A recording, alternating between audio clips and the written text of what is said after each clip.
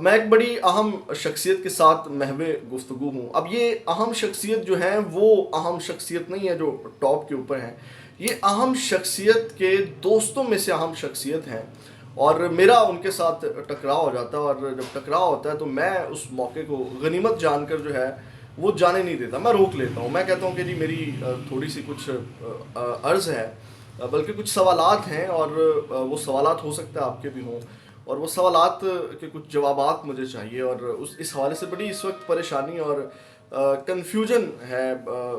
جو actual situation ہے اس کو سمجھنے میں جو ہے وہ میں قاصر ہوں. تو مجھے ذرا میری تھوڑی رہنمائی فرما دیں. تو وہ شخصیت جو ہے وہ میرے ساتھ جو ہے وہ کہتی ہے ہم چہل قدمی کرتے ہیں، اور چہل قدمی کرتے کرتے جو ہے وہ ہم یہ گفتگو کرتے ہیں. اب چہل قدمی شروع ہو جاتی ہے تو وہ کہتے ہیں ہاں جی بتائیں کیا سوالات ہیں. میں سب سے پہلے میرا یہ سوالات جو سب سے بڑا سوال یہ تھا کہ کیا 8 فروری سے پہلے جو ہے تحریک انصاف کا اور اسٹیبلشمنٹ کا جو سمجھوتا ہے کیا وہ طے ہو گیا ہے، طے پا گیا ہے کہ مائنس عمران خان چلے گا، اور حقیقی آزادی والا جو بیانیہ ہے اس کے اوپر کوئی بات نہیں ہوگی، اور عمران خان کو جب وہ بہتر سمجھیں گے اس وقت نکالیں گے، یا جب عمران خان کی لائن بھی بالکل ٹھیک ہو جائے گی تو اس وقت اس کو ریلیز کر دیا جائے گا. یا میں نے ان کے ساتھ پھر ایک سوال رکھا. میں نے کہا کہ اب جب سے 8 فروری سے پہلے یا 8 فروری کے بعد جو ہے وہ ایک بڑا اسٹرانگ بیانیہ فارم 45 اور اس کے بعد جو ہے فارم 47 والا، اس کو بھی اس طرح جو ہے وہ پرسو نہیں کیا جا رہا. اور اس کے بعد جو ہے وہ وکلا کے اوپر بھی بڑے سوالات اٹھ رہے ہیں کہ اس وقت جو بھاگ دوڑ ہے وہ تمام وکلا کے ہاتھ کے اندر ہے. اور اس سب کے اندر جو ہے وہ ایک بیان بھی آ جاتا ہے شیخ افضل مروت کا کہ جو جناب 40 ہمارے ایم پی ایز ہیں ان کی نون لیگ کے ساتھ معاملہ طے ہو گیا، اور ہمیں بھی نون لیگ کے ساتھ جو ہے معاملہ طے کر لینے چاہیے.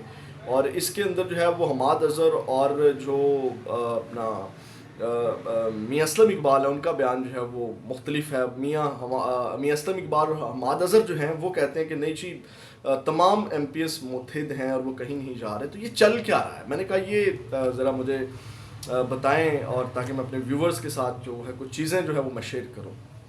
اب اس شخصیت نے میرے سوالوں کا جواب جو ہے وہ سوالوں کی شکل میں دینا شروع کیا. یعنی کہ اس نے بھی کچھ سوالات میرے سامنے رکھنے شروع کر دیے. یعنی کہ میں نے جو سوالات اٹھائے، کیا سمجھوتا طے پا گیا ہے، کیا جو ہے معاملہ طے ہے، مائنس عمران خان ہوگا، عمران خان کے نام کے اوپر لوگوں کو بیوقوف بنایا جائے گا، لوگوں کو ٹھنڈا رکھا جائے گا، عمران خان کے نام کے اوپر صرف جو ہے وہ ایک کہہ لیں کہ ایک کھیل جو ہے وہ یہ رچایا جائے گا.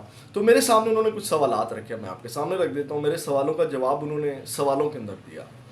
انہوں نے کہا کہ سب سے پہلے مجھے ایک بات بتاؤ. انہوں نے کہا کہ جو اس وقت کرنٹ جو تحریک انصاف جیتی ہے، جس بنیاد کے اوپر یہ الیکشن اس نے ون کیا ہے، وہ کیا بیانیہ کیا تھا؟ میں نے کہا وہ بیانیہ تھا اینٹی اسٹیبلشمنٹ بیانیہ تھا. تو اس نے کہا کہ اب اینٹی اسٹیبلشمنٹ بیانیہ ہے. میں نے کہا نہیں بالکل نہیں ہے، اینٹی اسٹیبلشمنٹ بیانیہ نہیں ہے. اچھا پھر اس نے کہا کہ اب یہ اینٹی اسٹیبلشمنٹ اس وقت بیانیہ نہیں ہے. اس کے بعد انہوں نے کہا کہ آگے چلتے ہیں. انہوں نے کہا کہ جو بلے کا نشان جو لیا گیا تحریک انصاف سے، تو قاضی فائز عیسیٰ صاحب نے لیا، اور قاضی فائز عیسیٰ کے خلاف اس طرح جو بیانیہ کیوں نہیں بنایا گیا، اس کے اوپر مخصوص نشستیں بھی ان کو نہیں ملی. میں نے کہا بات بالکل ٹھیک ہے. پھر انہوں نے کہا کہ بات یہاں نہیں رکتی.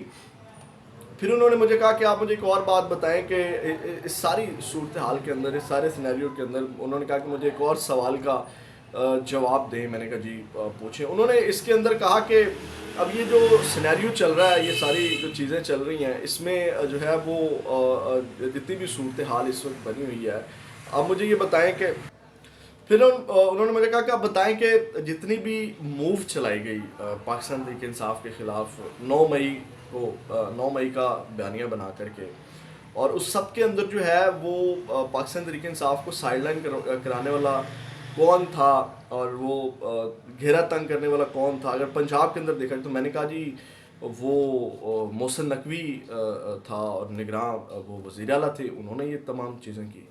تو انہوں نے پھر سوال کیا. انہوں نے کہا کہ محسن نقوی کون ہے، محسن نقوی کن کا بندہ ہے، محسن نقوی جو ہے وہ کس کے کہنے کے اوپر یہ کرتا رہا. میں نے کہا جی یہ تو بالکل ایسے ہی ہے، محسن نقوی اسٹیبلشمنٹ کا بندہ ہے. انہوں نے کہا اب وہ وزیر داخلہ جو ہے وہ کون بنا رہا ہے اس کو، کسی پارٹی سے اس کا تعلق نہیں ہے، نگراں وزیر اعلیٰ تھا. تو نگراں جو ہے وہ اب وزیر داخلہ بننے جا رہے ہیں، وہ نیچے سے پنجاب سے اپنی ٹیم اوپر لے کر کے جانا چاہ رہے ہیں. اس کے اوپر جو ہے وہ تمام چیزیں جو ہے وہ کہاں کھڑی ہیں، مطلب پاکستان تحریک انصاف ان چیزوں کو لے کر کے اس وقت کہاں سٹینڈ کرتی ہے. تو میں نے کہا بالکل خاموشی ہے، چپ ہیں. اب بات یہ چل رہی ہے پاکستان تحریک انصاف کے سمجھوتے والی، وہ مجھے اب اس حوالے سے سیٹسفائی کر رہے ہیں آنسر کویسچنز میں اور اشاروں کنایوں میں. جب میں نے یہ سوال کیا کہ پاکستان تحریک انصاف کا جو ہے وہ سمجھوتا ہو گیا اسٹیبلشمنٹ کے ساتھ، اور کرنٹ جو جن کے ہاتھوں میں جو پاکستان تحریک انصاف ہے ان کی کوئی بات چیت ہے اسٹیبلشمنٹ کے ساتھ، تو اب وہ مجھے یہ ساری باتیں بتا رہے ہیں. تو میں نے کہا جی بالکل ایسے ہی ہے، اوپر جا رہے ہیں اور محسن نقوی جو ہے وہ ان کو اوپر لایا جا رہا ہے اور اس کے اوپر پاکستان تحریک انصاف بالکل خاموش ہے. پھر انہوں نے مجھے کہا کہ اب وہ ٹیم اور پھر اسی طرح جو ہے وہ اس سب کے اندر جو ہے وہ محسن نقوی کو اوپر لگایا جا رہا ہے، اور وہ پھر وہ اس کو اپنا بندہ یعنی کہ ان کا بندہ ہے. پھر انہوں نے مجھے کہا کہ اب یہ اوپر جب لگایا جائے گا تو محسن نقوی پھر کن کے لیے کام کرے گا، یا اس سے پھر نقصان کس کو ہوگا. ٹھیک ہے، تو ایک بات تو یہ رہ گئی. اس کے بعد انہوں نے کہا کہ اب یہ ساری چیزوں کو آپ کیلکولیٹ کر لیں، مطلب کہ اینٹی جو ہے وہ اسٹیبلشمنٹ ان کا بیانیہ تھا پاکستان تحریک انصاف کا.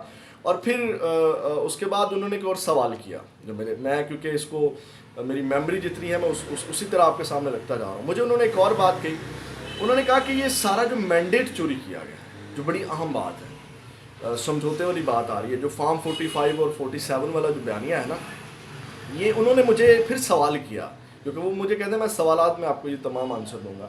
انہوں نے کہا یہ تمام جو مینڈیٹ چوری کیا گیا ہے فارم 47 میں، یہ کس نے چوری کیا ہے، یہ کس نے چوری کروایا ہے، یا اس کے پیچھے کون ہے. تو میں نے کہا اسٹیبلشمنٹ ہے. تو انہوں نے کہا کہ پھر جو اسٹیبلشمنٹ ہے. اچھا، انہوں نے یہ ایک بہت بڑا سوال کر دیا. تو میں پھر اس کو تھوڑا انالائز کرتا ہوں کہ پاکستان تحریک انصاف والے اس وقت کہاں کھڑے ہیں، کیونکہ جیسے میں نے کہا نا ان کا یہ الیکشن جیتے اینٹی اسٹیبلشمنٹ بیانیے کے اوپر. اب فارم 45 فارم 47 والا جو معاملہ ہے وہ تو اسٹیبلشمنٹ کا ہے. مطلب شہباز شریف کی کیا اوقات ہے، یا آصف علی زرداری کی کیا اوقات ہے، یا جتنے بھی سیاستدان ہیں، مطلب وہ تو یہ سب نہیں کر سکتے تھے. ان کو یہ تمام چیزیں مینیج کس نے کروا کر کے دی.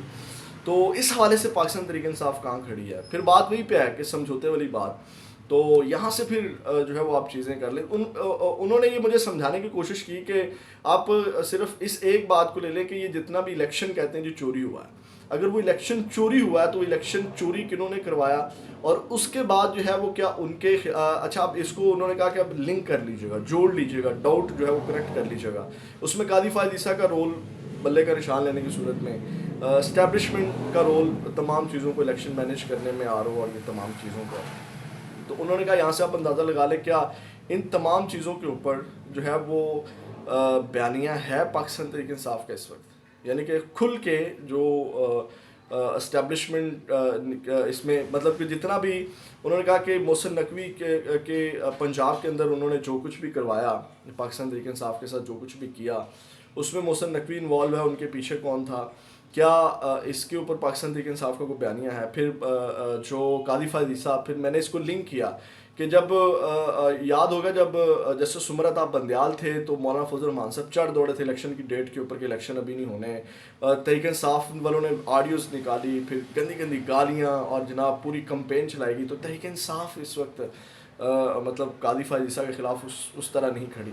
تو یہ تمام چیزیں جو ڈاؤٹس ہیں نا، یہ لنکس کرتے ہیں کہ اس وقت پاکستان تحریک انصاف کہاں کھڑی ہے. اور اس حوالے سے بہت سے نام سامنے بھی آئے، میں نے اس کا نام آپ کے سامنے بھی رکھا حامد خان کی شکل میں. اور حامد خان گروپ اور یہ جو بیان ابھی آیا ہے شیر افضل مروت کا، بہت بڑا ڈنٹ انہوں نے دیا ہے جو 40 سیٹوں والا جو سمجھوتا. اور پھر آپ اندازہ لگائیں کہ جو شیر افضل مروت علی امین گنڈا پر والا معاملہ جو ہے، وہ جو آرمی چیف کے ساتھ ملاقات اور اتنی بڑی بات، میاں اسلم اقبال کیوں نہیں، ان کو کیوں ان کو بھی ضمانتیں ملی، وہ کیوں منظر عام کے اوپر نہیں آ سکے. یعنی کہ اس وقت یہ میرا تجزیہ ہے کہ جتنے لوگ منظر عام کے اوپر ہیں یہ کمپرومائزڈ ہو چکے ہیں. اگلی ویڈیو میں دوبارہ ملاقات ہوگی. اپنا بہت زیادہ خیال رکھیے گا. پاکستان زندہ باد.